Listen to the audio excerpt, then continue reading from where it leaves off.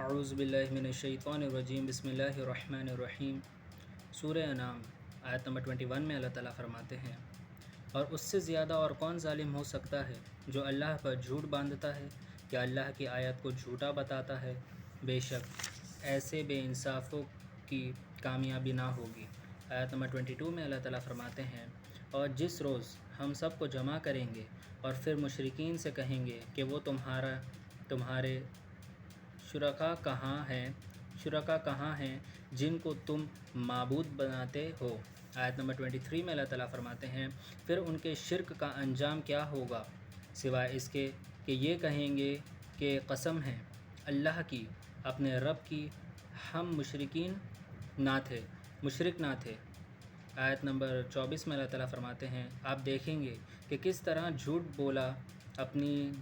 جانوں پر، اور جن چیزوں کا وہ جھوٹ تراشتے تھے وہ سب غائب ہو گئیں۔ آیت نمبر 25 میں اللہ تعالیٰ فرماتے ہیں، اور ان میں سے بعض ایسے ہیں جو آپ کی طرف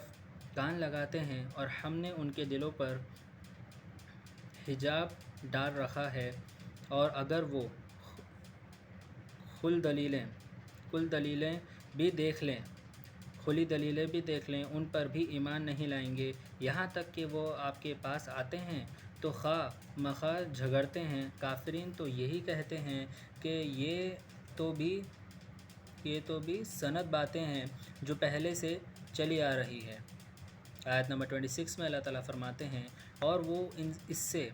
اوروں کو بھی روکتے ہیں اور خود بھی اس سے دور رہتے ہیں، اور یہ اپنے آپ ہی کے ختم کر رہے ہیں اور کوئی شعور نہیں رکھتے، یعنی احساس نہیں رکھتے۔ آیت نمبر 27 میں اللہ تعالیٰ فرماتے ہیں، اور اگر آپ دیکھیں جب یہ دوزخ کے پاس کھڑے ہوں گے تب تو کہیں گے، ہم واپس ہی لوٹ جائیں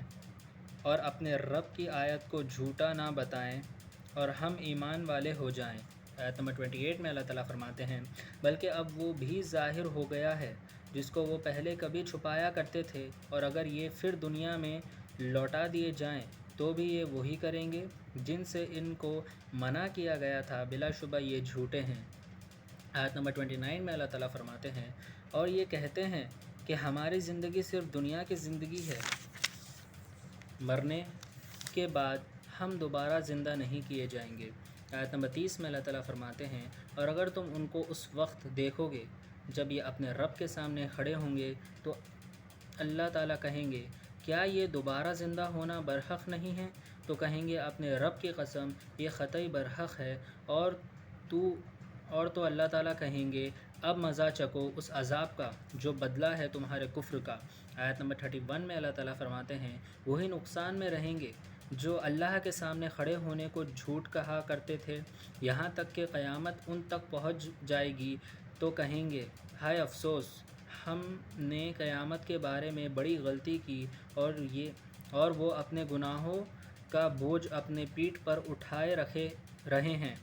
دیکھو کتنا برا ہے وہ بوجھ جو وہ اٹھا رہے ہیں۔ آیت نمبر 32 میں اللہ تعالیٰ فرماتے ہیں، اور دنیا کی زندگی تو اور کچھ بھی نہیں ہے سوائے کھیل اور تماشے کے، اور آخرت کا گھر زیادہ اچھا ہے ان کے لیے جو اللہ سے ڈرتے رہتے ہیں، کیا اتنی سی بات تمہارے عقل میں نہیں آتی؟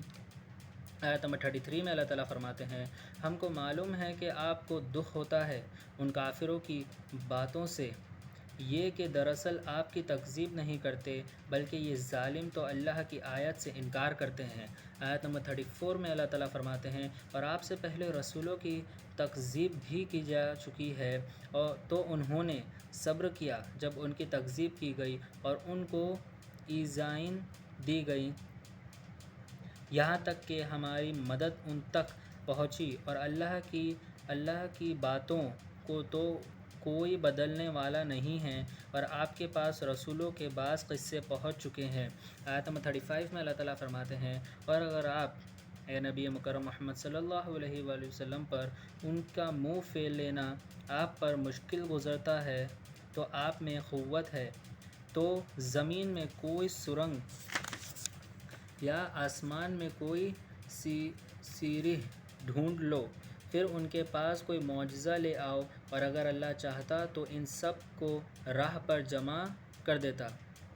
دیتا، سو آپ نادانوں میں سے نہ ہو جائیے۔ آیت نمبر 36 میں اللہ تعالیٰ فرماتے ہیں حق کو وہی لوگ قبول کرتے ہیں جو غور سے اور دل لگا کر سنتے ہیں۔ راہ مردے تو اللہ ہی انہیں زندہ کر کے اٹھائے گا اور پھر سب اللہ ہی کی طرف واپس لائے جائیں گے۔ آیت نمبر 37 میں اللہ تعالیٰ فرماتے ہیں اور یہ لوگ کہتے ہیں کہ ان کے رب کی طرف سے کوئی معجزہ ان پر کیوں نازل نہ کیا گیا۔ آپ فرما دیجئے بلا شبہ اللہ کو پوری قدرت ہے کہ وہ معجزہ نازل فرما دے، لیکن ان میں سے اکثر بے علم ہیں، یعنی بنا علم والے ہیں۔ آیت نمبر 38 میں اللہ تعالیٰ فرماتے ہیں زمین کے تمام حیوانات اور تمام پرندے تمہاری طرح گروہ میں یعنی گروپ میں بیٹھے ہوئے ہیں۔ ہم نے لوح محفوظ میں کوئی چیز بغیر لکھے نہیں چھوڑی ہے، پھر ان سب کو اپنے رب کے سامنے جمع ہونا ہے۔ اس آیت میں اللہ تعالیٰ فرما رہے ہیں کہ زمین کے تمام حیوانات و پرندے گروپ میں بیٹھے ہوئے ہیں اور اللہ تعالیٰ نے لوح محفوظ ایک کتاب ہے، اس میں اللہ تعالیٰ نے سب کچھ لکھا ہے، کچھ بھی نہیں چھوڑا، اور پھر یہ سب اللہ تعالیٰ کے سامنے ہی جمع ہوں گے۔ آیت نمبر 39 میں اللہ تعالیٰ فرماتے ہیں اور جو لوگ ہماری آیت کی تکذیب کرتے ہیں وہ تو بہرے اور گونگے ہو رہے ہیں، طرح طرح کے اندھیروں میں گرفتار ہیں۔ اللہ جسے چاہے گمراہ کر دے اور جسے چاہے سیدھی راہ پر ڈال دیتا ہے۔ آیت نمبر 40 میں اللہ تعالیٰ فرماتے ہیں اے نبی مکرم محمد صلی اللہ علیہ وآلہ وسلم، آپ فرما دیجئے کہ اے کافرو ذرا غور کرو، اگر تم پر اللہ کا عذاب آ جائے تو بتاؤ اس وقت تم اللہ کے سوا کسی اور کو پکارو گے اگر تم واقعی سچے ہو۔ صدق اللہ العظیم و صدق مولانا رسولہ الکریم۔